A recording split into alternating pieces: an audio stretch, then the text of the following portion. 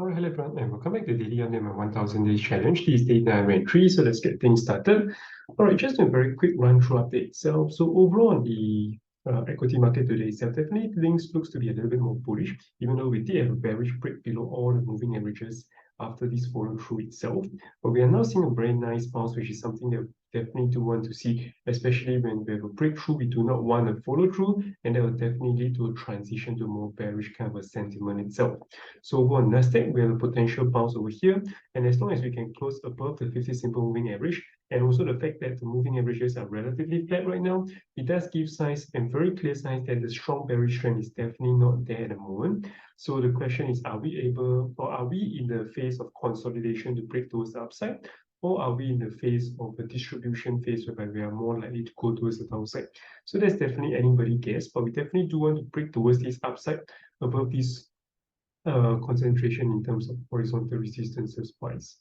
So yeah, definitely we want it to break above this one, and there will be very clear potential reversal pattern is in play, and then the very likelihood of a bottom is already in. In the case of the China equity market, I did mention since a couple of weeks back that we're definitely very likely that we have already seen a near bottom in the next 2 to 3 years, unless of course we have very much greater shift in terms of sentiment or in terms of political, in terms of the how the equity market will be viewed as by the government in the coming years ahead. But otherwise, fundamentally speaking, I definitely do lean towards further upside, especially of the huge drop. But bearing in mind like what I mentioned yesterday, we are still in the potential kind of fifth wave kind of formation in terms of Elliott wave wise. So we could have still a decent kind of retracement and pullback, and still definitely consider healthy for both ASHR and also for KRAP wise in the first place.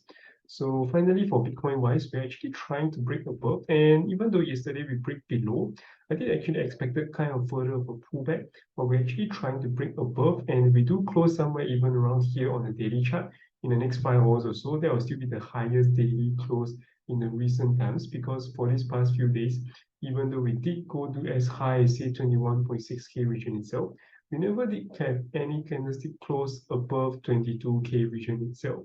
I mean 21.2K region itself. Yeah.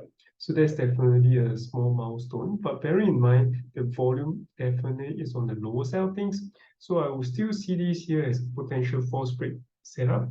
And I will not be looking to enter this trade unless of course I see a very nice 4-hour consolidation pattern, which I'm not seeing right now. And this is also doesn't look to be a very nice pullback pattern.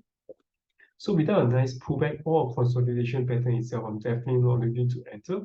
I do think that we are likely to come up consolidate until Monday itself. So over the weekend itself, if we do consolidate and give time for this 50 simple moving average to catch up, that could perhaps gives me an opportunity to put a very tight stop loss to enter a long setup. All right, with that said, I've come to the end of today. If you guys have any questions, feel free to drop by your comments below. Or I'll see you guys tomorrow. Take care. Bye bye.